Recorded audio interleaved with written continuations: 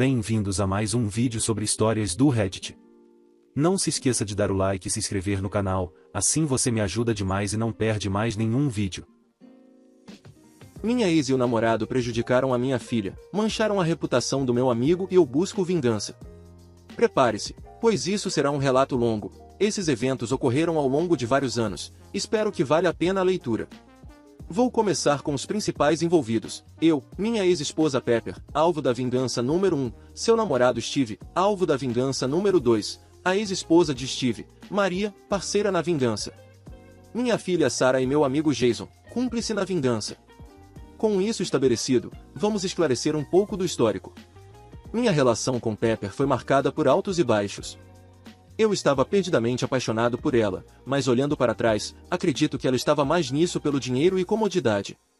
Ela tinha um filho, a quem chamaremos de Droga, porque ele era e ainda é um viciado em drogas, antes de nos casarmos, e eu também tinha um filho, nome não é importante, do qual eu tinha guarda total.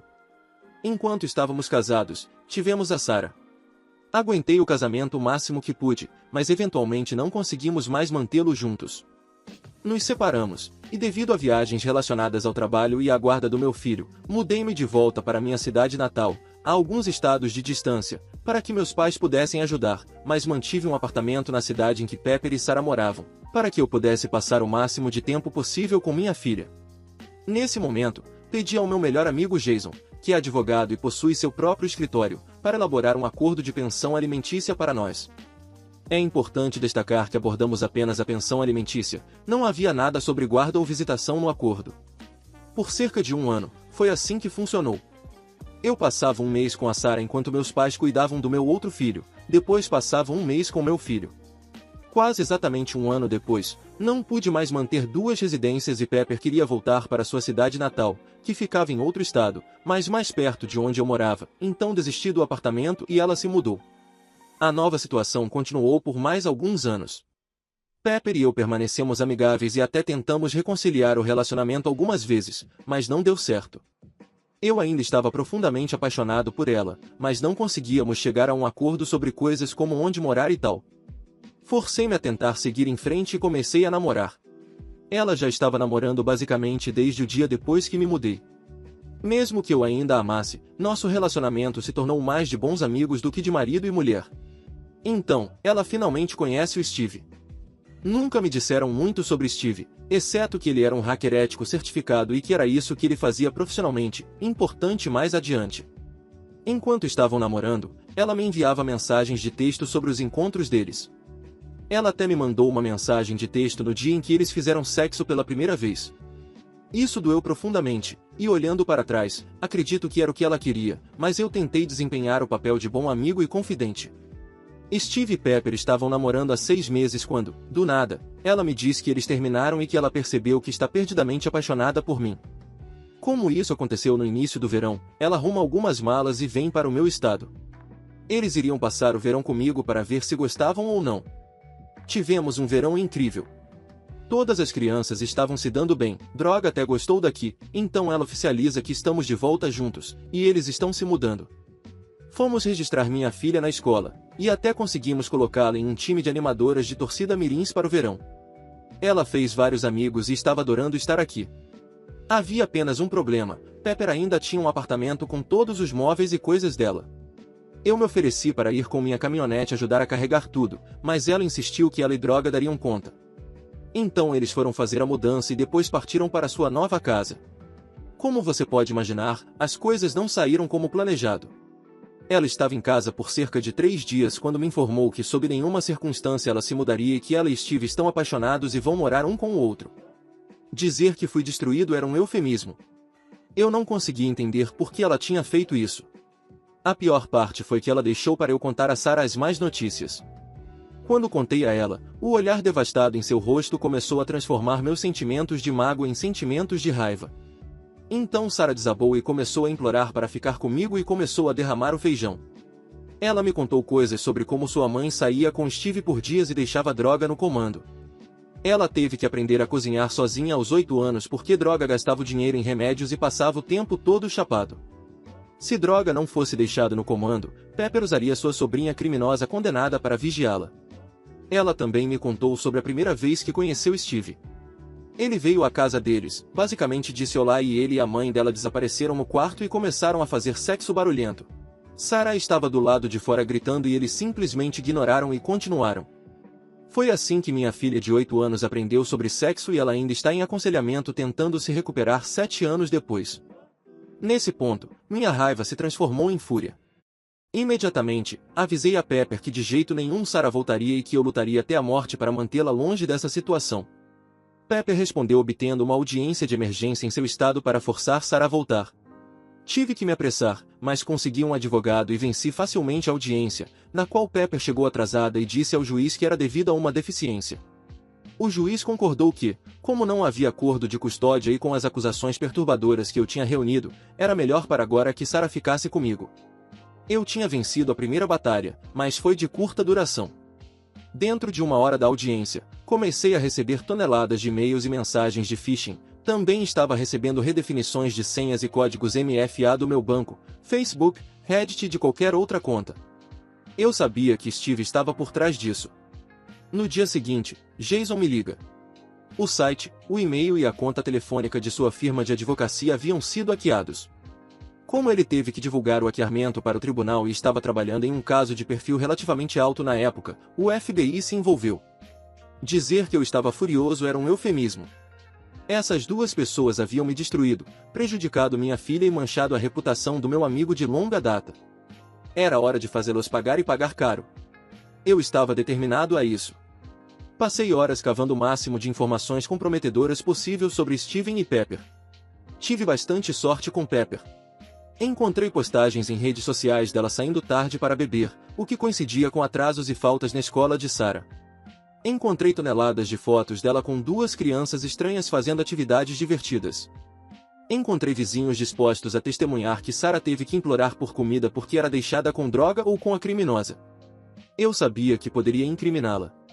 Steve, por outro lado, tinha todas as suas contas protegidas. Eu não conseguia encontrar nada comprometedor, e isso estava me deixando louco. Então, me ocorreu tentar o LinkedIn. Deu resultado. Não havia muita informação, mas por meio da conta dele, encontrei a conta de Maria, sua ex-esposa. Entrei em contato com ela, e ela aceitou de bom grado. Maria e eu nos tornamos amigos rapidamente. Ela odiava Pepper e não queria que ela estivesse por perto de seus filhos.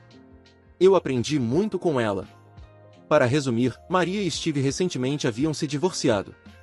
Como parte do acordo de custódia, Steve ficou com a casa, carro, conta bancária, economias e um valor menor de pensão alimentícia do que o usual.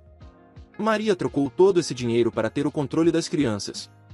Ela sabia que ele era um mau caráter e tudo o que ela se preocupava era manter seus filhos seguros.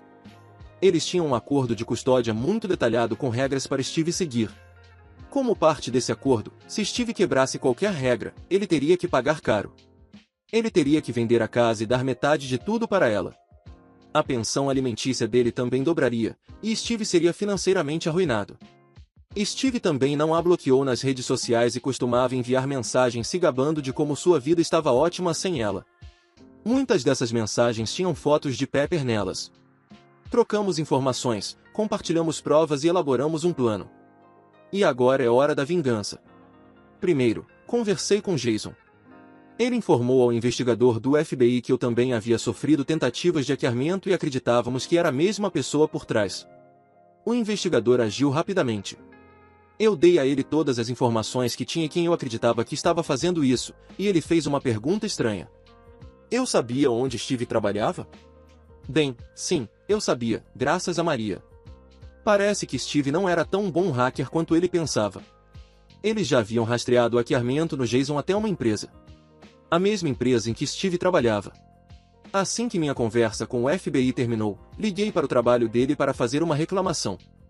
Eu disse ao gerente que alguém estava tentando me hackear, e eu tinha certeza de que era Steve. Eles, é claro, não levaram isso muito a sério porque eu não tinha provas. O que eles não sabiam era que em breve receberiam a visita de um agente especial.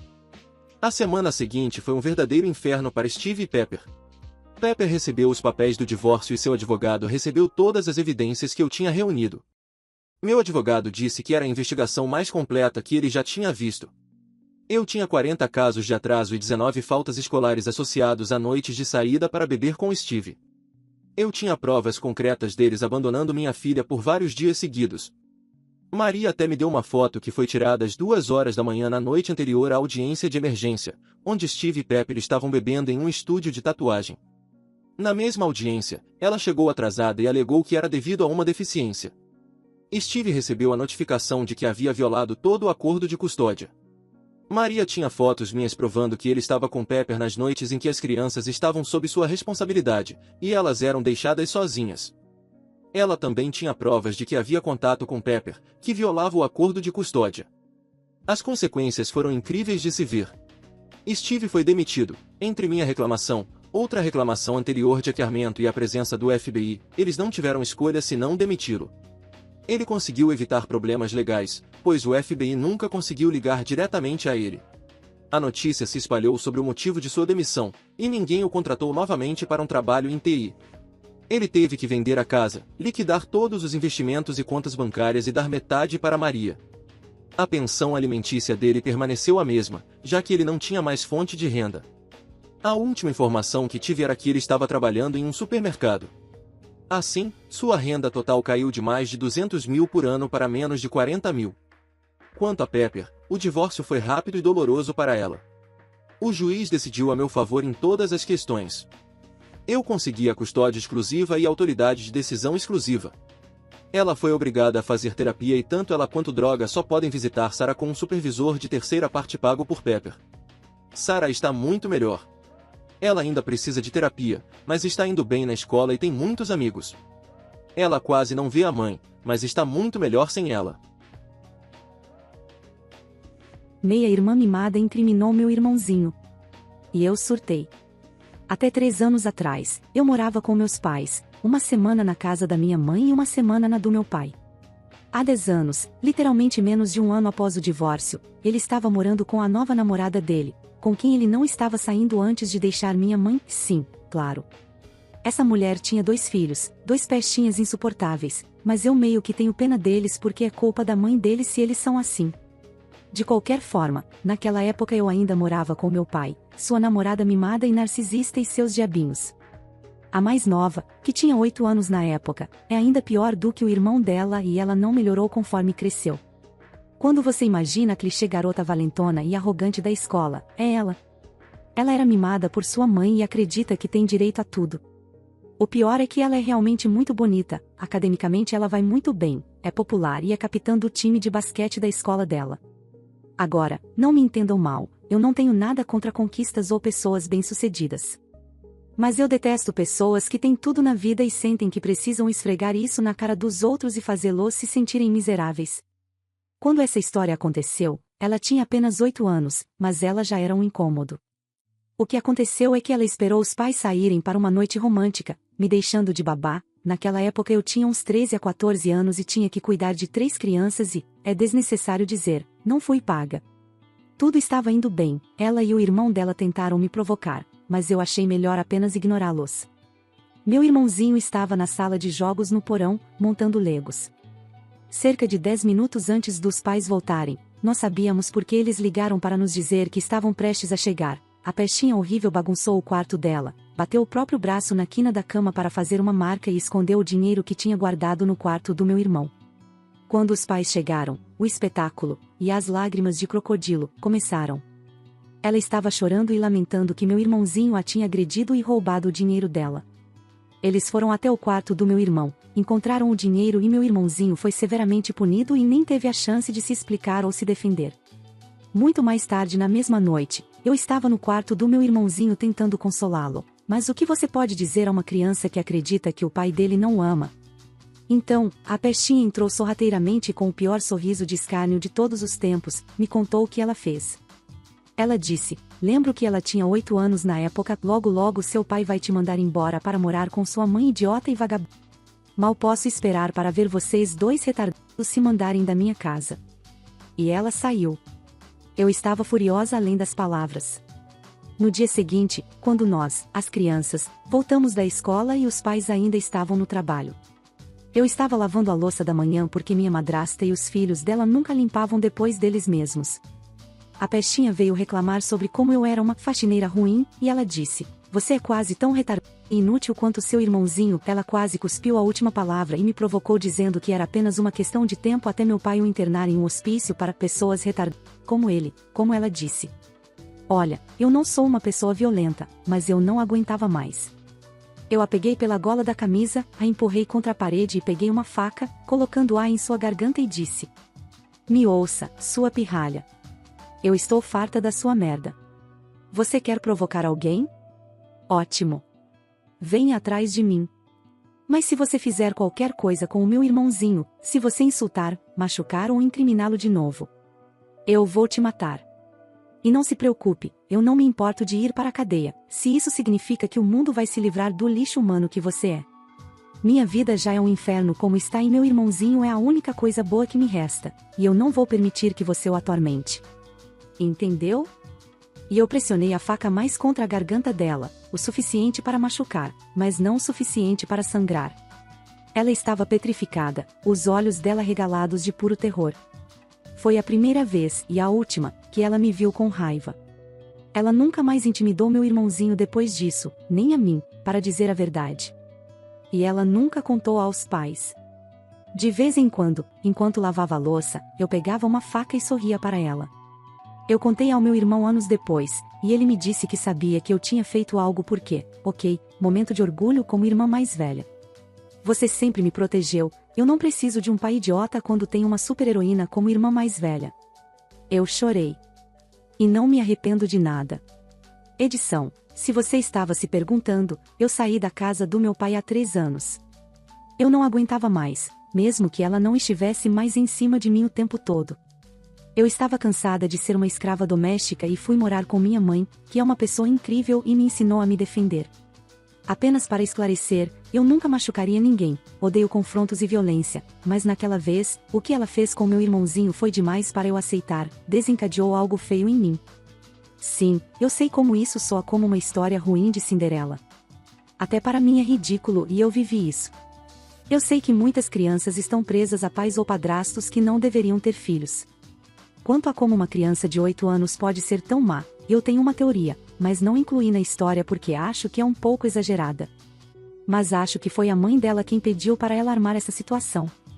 Aquela mulher me odiava a mim e ao meu irmão e queria meu pai só para ela. Novamente, isso é apenas uma teoria. Professora maltrata meu pai, maltrata meu irmão, recebe uma bomba. A cidade onde isso aconteceu é pequena, e a escola onde eu estudei é uma escola com 70 anos de idade. Meu avô e meu pai também são ex-alunos desta escola. Deixe-me começar dizendo que os ex-alunos desta escola são muito bem-sucedidos, e a escola tem uma longa história de filantropia e também oferece excelentes benefícios de aposentadoria para os professores, dependendo do tempo que trabalharam aqui.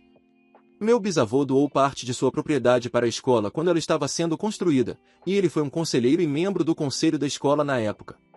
A escola era só para meninos até 1996, quando tiveram sua primeira turma mista, e agora é totalmente mista. A escola também tem todas as séries, desde o jardim de infância até o ensino médio, divididas em 2 prédios. O primeiro abriga o jardim de infância até a 5ª série, e o outro tem as salas de aula da 6ª à 12ª série. Parte 1. Professora versus pai, o incidente. A tal professora, vamos chamá-la de MD, foi professora de matemática do meu pai quando ele começou o ensino médio. Ela era uma jovem acabando sua licenciatura em ensino e tinha mestrado em matemática e química. Naquela época, ela era a professora mais qualificada da escola. Infelizmente, MD também era uma pessoa desagradável. Ela entrava na sala de aula e os alunos tinham que estar sentados em modo pronto, costas retas, pernas juntas e mãos no colo, apenas com o livro didático necessário e um lápis para anotar nas margens. A turma tinha que cumprimentá-la com um bom dia quando ela entrava, e ela atribuía toneladas de tarefas para o fim de semana. Ela simplesmente parava de ensinar por toda a aula de 1 hora se alguém falasse sem ter pedido para falar. Você não podia beber água sem a permissão dela, não podia ir ao banheiro a menos que ela finalmente visse sua mão levantada e pedisse para falar. Houve vários casos de reclamações contra isso, mas como ela era a professora mais qualificada lá, o conselho da escola não tomou medidas. Em vez disso, eles a apoiaram, dizendo que isso ajudaria a disciplinar os alunos. Mas isso nem é o começo. As provas dela eram incrivelmente difíceis, e com as turmas cheias de adolescentes, eles conversavam e mesmo se apenas um deles o fizesse, ela pararia de ensinar e não continuaria até a próxima aula. Ela então dava uma palestra sobre um tópico diferente, pulando completamente aquela parte de química. Dá para dizer que, antes das provas finais, toda a turma estava em um estado de pânico, tentando estudar por conta própria o suficiente para pelo menos passar na matéria. Meu pai acabou tirando 41%.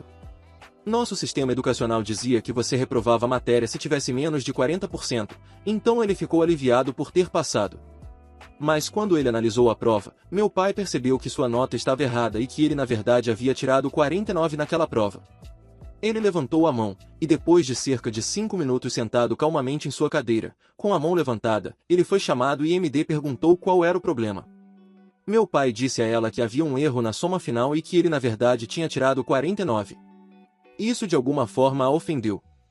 Em vez de chamá-lo para verificar sua prova, MD decidiu que era simplesmente impossível para ela, uma mestra em matemática, cometer um erro em algo tão simples quanto uma adição. Ela o ignorou e meu pai ficou chocado.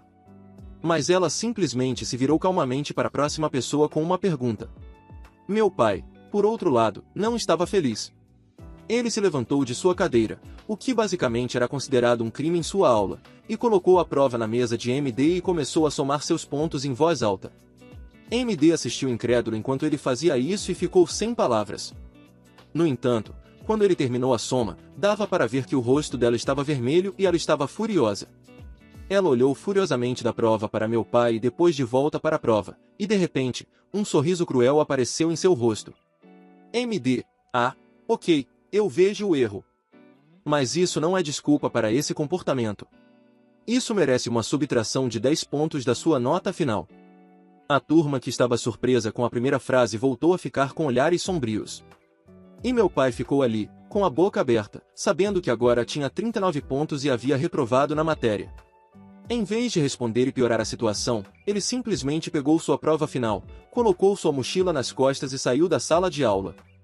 Ele foi falar com seu avô, que era membro do conselho da escola.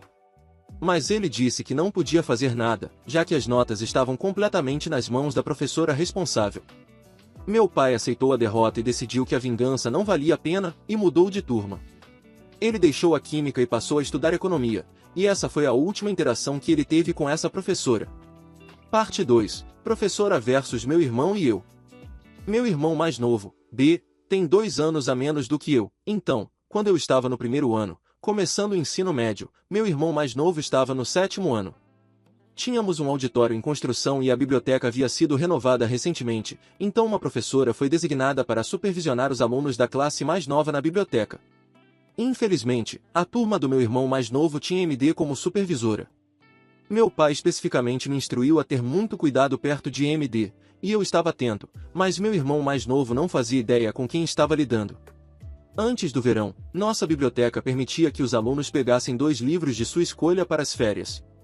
Então, quando meu irmão mais novo passou por MD para chegar à bibliotecária e foi parado por MD, ele estava realmente confuso. Ele tinha um livro de Ned Blyton e uma cópia de Experiências de Ciência no Quintal. Tanto meu irmão mais novo quanto eu éramos muito bons em tópicos relacionados a ciências, e ele estava esperando pelas férias de verão para fazer algumas experiências legais de ciências em casa comigo. MD, espere um minuto, que livro você tem aí, B? B, um livro de histórias e um livro de ciência no quintal, senhora. MD, o que você vai fazer com esse livro de ciência no quintal? Virando-se para outra funcionária da biblioteca, eu ensinei o pai dele. Não há cérebro ali. Você não teria ideia do que fazer com esse livro. Deixe-o para alguém que saiba. E assim, ela arrancou o livro das mãos dele e foi embora, enquanto os outros funcionários da biblioteca riam constrangidos. Quando ele veio até mim, chorando, eu estava furioso. Eu era um cara muito popular na escola. Ganhei competições de perguntas e debates e representava a escola em competições nacionais. Meus amigos e eu tínhamos literalmente uma vitrine cheia de troféus na escola, com nossos nomes gravados neles, e a maioria dos professores nos adorava. Cara, o vice-diretor da escola e nosso grupo se tratavam pelo primeiro nome. Ele nos acompanhou em todas as competições em que representamos a escola. Mas quando ele me contou o que aconteceu, eu fiquei perplexo.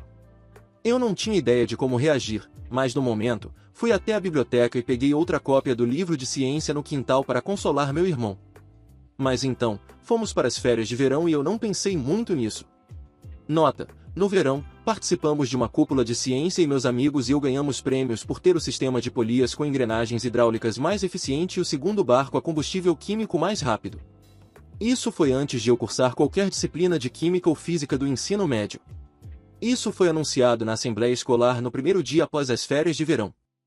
Quando voltamos no outono, eu tinha uma aula de química com MD, no primeiro dia de aula. Isso também foi logo após a assembleia, onde nosso grupo recebeu o prêmio. Então fomos para o laboratório de química, e MD estava na mesa dos instrutores de laboratório preparando um experimento para liberar fumaça de ácido clorídrico em um frasco de gás. Alguns momentos se passaram e vimos que algum erro tinha sido cometido e não houve reação na mistura. Descobriu-se que os grânulos de zinco estavam impuros e enferrujados. Mas de alguma forma, MD teve a ideia de que ligar o bico de Bunsen na potência máxima ajudaria no experimento. Depois de coletar o gás por cerca de 3 minutos, que é 2,5 minutos a mais do que o necessário, já que os vapores de ácido clorídrico são tóxicos se inalados, ela ficou satisfeita. Então ela levanta o frasco para mostrar à turma como fazemos experimentos. A cereja do bolo é quando ela abre o frasco e o aproxima desconfortavelmente da menina ao meu lado. MD, cheira pungente? A menina cheira desconfortavelmente e se afasta. Para alguém que não sabe, essa seria uma confirmação plausível, mas eu sabia que era total bobagem.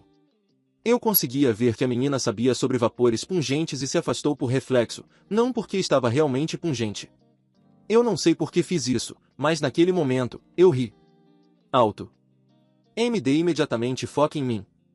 Caminhando em minha direção com o rosto contorcido em uma expressão feia, ela pergunta: alguma coisa engraçada que você gostaria de compartilhar conosco? Eu sabia que tinha estragado. Mas também estava com raiva. A pessoa na minha frente havia intimidado meu irmão mais novo e meu pai. Eu lembrei disso e de repente todos os meus freios verbais foram desativados. Você e eu sabemos muito bem que ela não cheirou nada pungente. O experimento que você acabou de fazer foi um fracasso. MD, Você acha que sabe mais do que eu? Virando-se para a turma, ele sabe mais do que eu. Sabe de uma coisa, vou descer do palco. Por que você não dá aula, professor? Com certeza. Para o espanto de todos que assistiam, eu fui até o púlpito e, mantendo contato visual com MD, primeira coisa a lembrar, turma. Virem para o experimento 1 do seu livro didático de laboratório. Leiam os avisos. O gás é pungente e veneno. MD, como você se atreve? Ninguém te ensinou maneiras. Isso não é uma barraca na rua, e é bom você lembrar disso. Senão você vai ter alguns ossos quebrados. Isso foi em outra língua, mas se você quiser as traduções exatas, vou quebrar seus membros e alimentá-los para você. Ela estava absolutamente furiosa. Ela me pegou pela mão e começou a me arrastar para o escritório do diretor. No caminho, passamos pelo escritório do vice-diretor, e ele viu MD me arrastando e saiu correndo. VP, o que está acontecendo aqui? Antes que eu pudesse dizer alguma coisa, MD começa a reclamar com ele sobre como meu comportamento em sala de aula é desrespeitoso e inaceitável, e ela estava quase sem fôlego no final de seu discurso. O VP me olha com um olhar investigativo e então responde com um: volte para a sala, MD, eu vou lidar com ele. Nós voltamos para o escritório dele e ele me oferece uma cadeira e um copo de água. VP, o que realmente aconteceu na sala de aula? Ele pergunta com um suspiro. Eu conto exatamente o que aconteceu. Uma vez que ele ouve o meu lado da história, ele me olha incrédulo e me pergunta se eu realmente fui até o púlpito e comecei a dar aula para a turma. Eu olho para cima e vejo o olhar estupefato no rosto normalmente reservado do VP. Imagine alguém que se parece com Minerva McGonagall, mas masculino, completamente chocado. Eu não consegui me controlar. Começou com um risinho, que se transformou em gargalhadas completas. Eu ri até meu estômago doer e meus olhos lacrimejarem. Para minha surpresa, o VP também estava sorrindo amplamente. Ele balançou a cabeça, e aquela expressão reservada voltou. VP, eu sei que o que aconteceu ali te fez se preocupar com a segurança da turma, mas isso não é motivo para tal comportamento disruptivo. Além disso, vou pessoalmente investigar o que aconteceu naquela aula, e se for constatado que MD está forçando intencionalmente os alunos a inalar produtos químicos prejudiciais, ela será demitida imediatamente. Ah, e você deve entregar uma desculpa escrita a MD sobre esse comportamento. Agora vá logo. Eu suspirei e voltei para a sala de aula. E eu realmente pensei que tinha acabado com a carreira de MD. Ah, como eu estava errado. Ela mudou a história de forma a parecer que havia feito o experimento errado de propósito e estava prestes a repreender aquela menina por inalar o que poderia ter sido um produto químico prejudicial. MD jogou sujo comigo e me fez parecer apenas uma criança insolente que achava que sabia de tudo por ler um capítulo do livro. E aqui, eu me detive. Esse evento foi o indo de cabeça com a professora que estava na escola há mais de 35 anos. Parte 3. Modo de vingança profissional. Agora eu sabia que para ajudar meu irmão, eu precisava me livrar dela. Meu pai sabia sobre o que aconteceu na escola e queria que eu não me envolvesse com MD. Ele disse que não valia a pena. Mas agora eu estava no jogo. Ela tinha jogado a carta dela. Agora era minha vez. Eu não sei o que me fez agir tão submisso com ela, e fiz questão de ficar depois da aula e fazer perguntas da maneira mais educada possível. Eu era o garoto culpado por não entender os planos dos mais velhos. Eu me retratei como um aluno incrível que MD havia conseguido humilhar. Lentamente, mas com certeza, eu me encaixei na categoria melhor descrita pelo termo puxa-saco. Isso doeu por dentro, mas o que eu tinha planejado, se desse certo, me deixou tonto de antecipação. Eu estava nele para vencer. Concedi a derrota em uma briga para ganhar a guerra. 2 anos depois, estou no penúltimo ano. Meu irmão mais novo acabou de entrar no ensino médio, e ele estava fazendo a aula de Química com MD. Eu era o aluno com a maior pontuação em Química e era o queridinho de MD. Ela tinha começado a gostar do aluno que eu tinha retratado, e me tornou o assistente de laboratório daquele ano. 2 dos meus melhores amigos sabiam o que eu tinha planejado. Todo mundo mais na classe me odiava por ser o queridinho dos professores e tirar notas a direto, quando a próxima nota mais alta era um B-. Tudo estava indo de acordo com o plano. No primeiro dia de aula, substituí o banco dela, um dos que tinha 3 pernas, por um banco quebrado.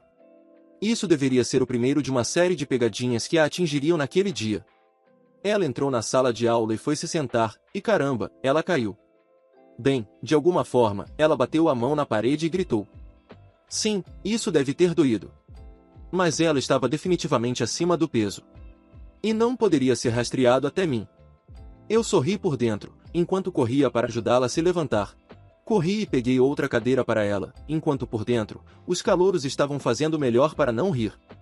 Quando voltei da sala que tinha bancos extras, entrei na sala e vi ela gritando como uma banshee.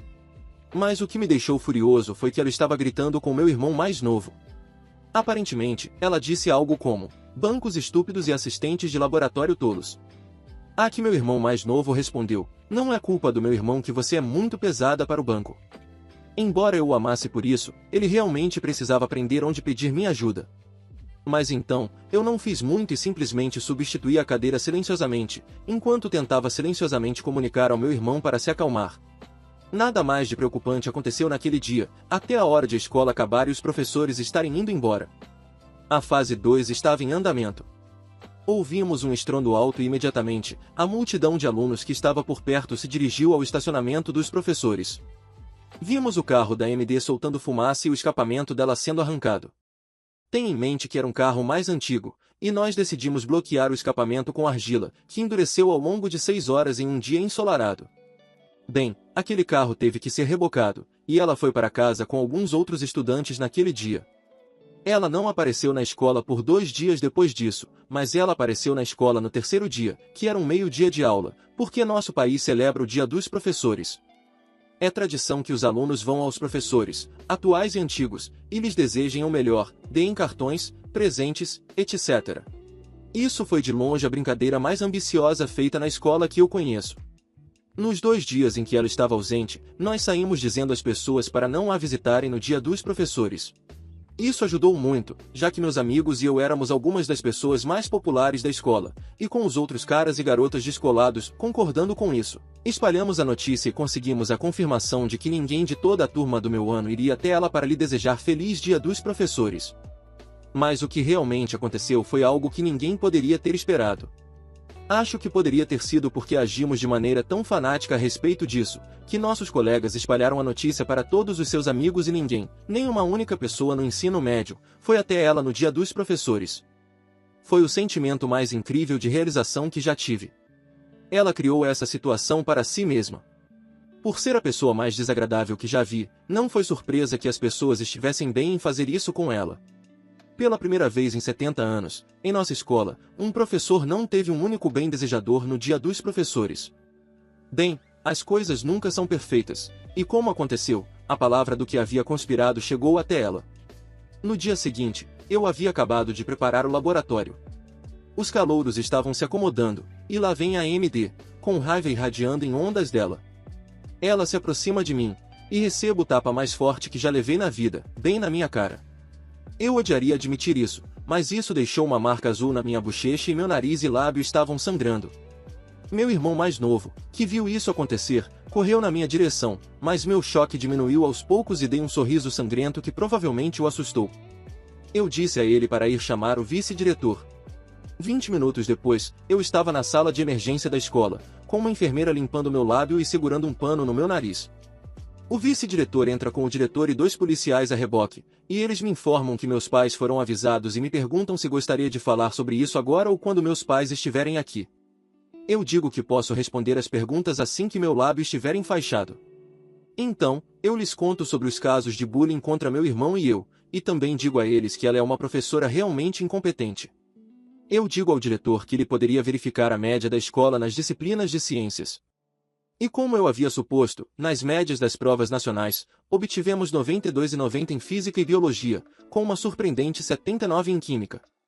Somando isso às acusações de agressão, ela perdeu sua licença para ensinar 2 anos antes de se aposentar e, com isso, perdeu benefícios incríveis de aposentadoria que a escola oferecia. O carro dela também não tinha seguro. Mas isso não é tudo. Alguém poderia perguntar o que seria pior? Bem, considere isso. A queda que ela teve do banquinho a fez ir ao hospital para fazer um raio-x do pulso e do quadril, que ela suspeitava que poderiam estar quebrados. Bem, o pulso tinha uma fratura pequena. O quadril estava bem. Mas bem, o raio-x mostrou outra coisa. Eu não acho que seja normal rir quando alguém é diagnosticado com câncer em estágio 3º. Mas eu ri. Além disso, mais tarde me encontrei com o único membro vivo da família dela. Seu sobrinho, que havia cortado todo o contato com ela há muito tempo, mas havia sido contatado pela polícia e pelo hospital. Ele voltou dos Estados Unidos para isso. Foi aí que descobri a verdade. Bem, eu nunca poderia ter adivinhado o que descobri lá. A mãe da MD era sobrinha bisneta do meu bisavô. Através do irmão mais novo do meu bisavô, que havia roubado dinheiro da família e tentado matar meu bisavô. Bem, ele foi deserdado. Ótimo! E ninguém sabia disso o tempo todo. Bem, não que alguém se importasse. Fico feliz que a mulher desagradável esteja fora de nossas vidas. De vez desta vez. Aparentemente, ela morreu no ano passado, sem ninguém ao seu lado. Muito obrigado por assistir, comente sobre as histórias e dê like se gostou. Se inscreva no canal e ajude na meta de 16 mil inscritos. Uma boa tarde pessoal.